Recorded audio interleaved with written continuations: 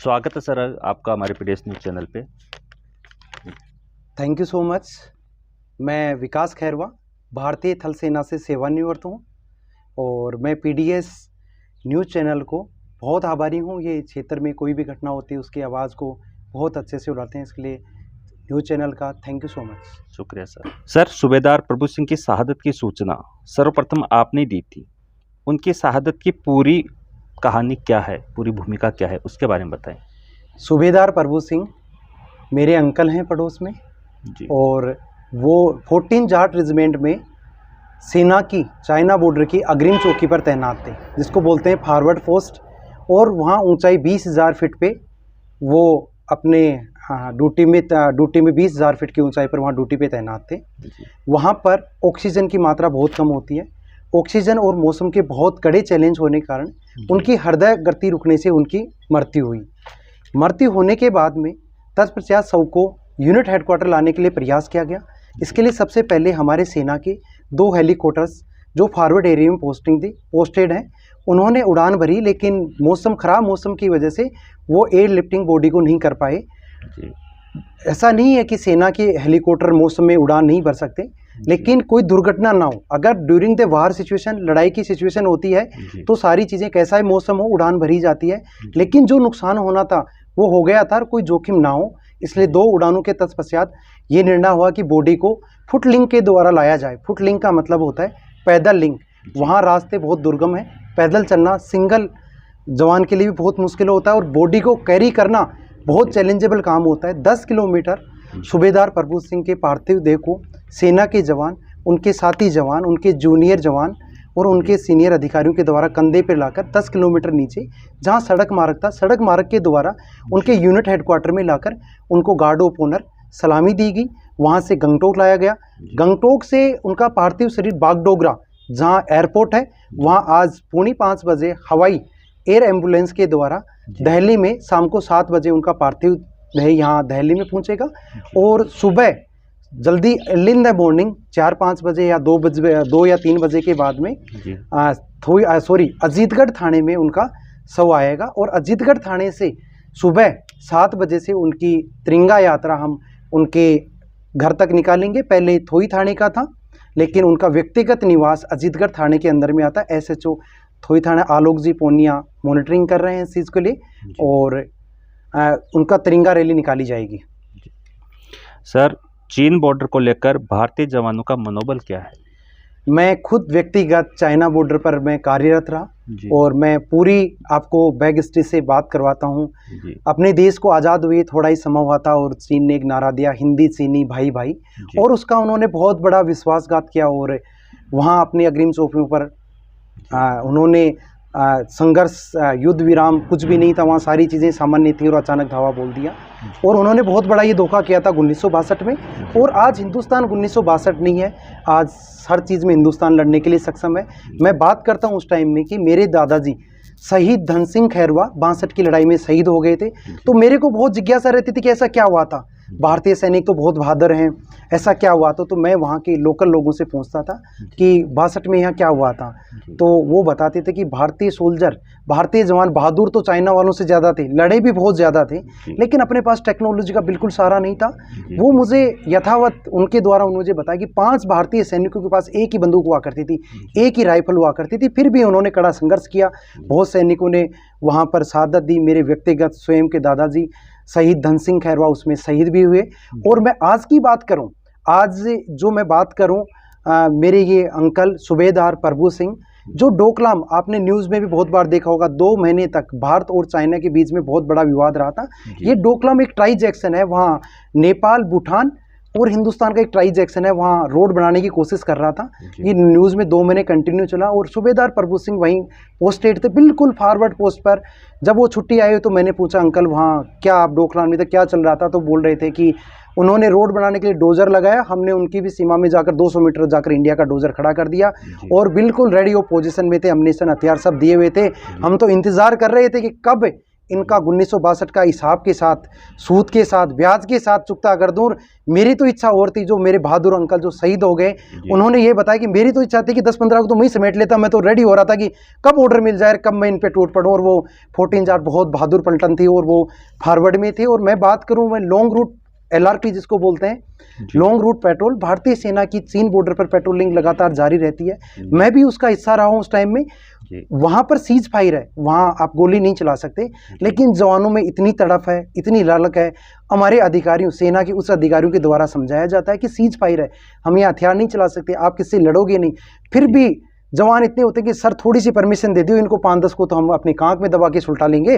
तो सेना का इतना चाइना के प्रति उस टाइम की एक अलग बात थी। 62 में टेक्निकली सारा नहीं था। आज हिंदुस्तान फौज टेक्निकल भी बहुत ज़्यादा अप्रूव्ड हो गई और सेना का इतना ज़्यादा मनोबल है कि अगर शायद ऐसा कभी भविष्य में ऐसा घटना हुई तो शायद हम इस चीज़ का ब्याज के सहित उस चाइना का उसका निपटारा कर देंगे। जवानों में इतनी जोश है, मैं खुद पेट्रोलिंग का हिस्सा हूँ और हमारे साहब लोगों से बड़ी जिद करते कि साहब थोड़ी सी परमिशन दे दें, इनको 5-7 को तो कांख के नीचे दबा के मार डालेंगे।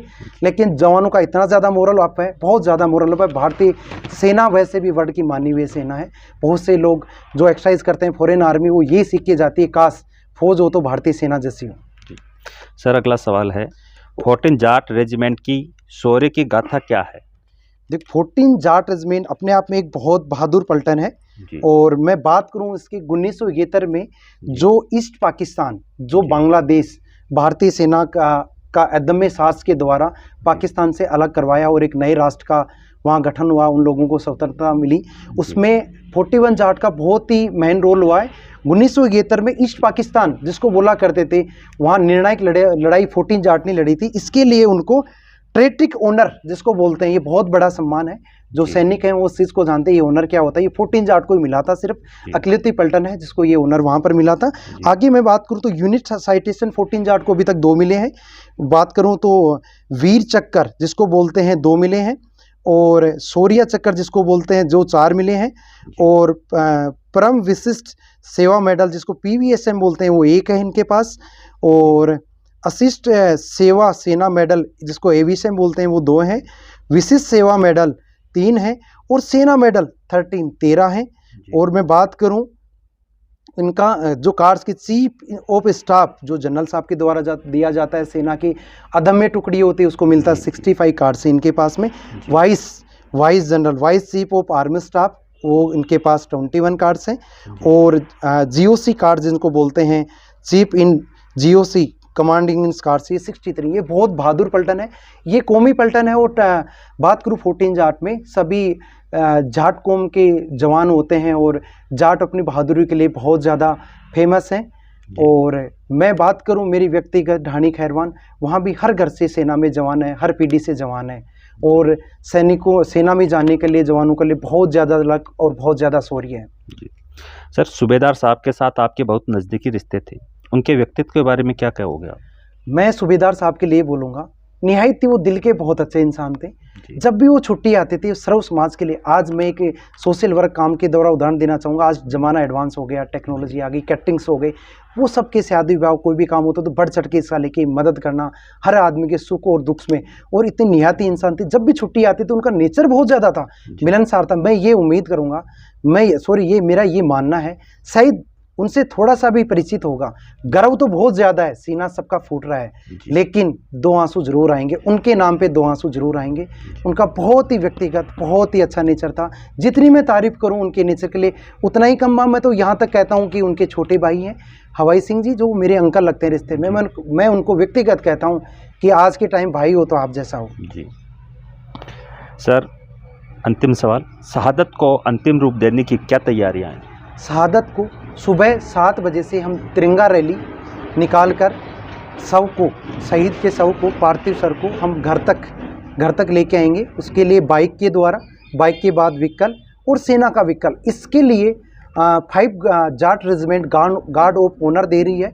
गार्ड ऑफ ऑनर सलामी दी जाएंगी, जहां अभी सेना का जो भी हथियार है, जो लड़ाई के युद्ध के दौरान यूज़ होता है, उसके द्वारा गोलियां फायर की जाती हैं। सेना के जो भी जवान शहीद होता है उनकी मेमोरीज के लिए, क्योंकि जवान कभी मरता नहीं है जी। सेना का ये मानना है। और ये वीर भूमि है शेखावाटी, और अपने देश का भी ये मानना है कि जवान कभी मरता नहीं है, वो शहीद होता है। तो ये बहुत फ़ख्र की बात है। कल बहुत ज़्यादा से ज़्यादा लोग इस रैली में आएंगे, 20 से 30 हज़ार जन सैलाब यहाँ पहुँचने का अनुमान है।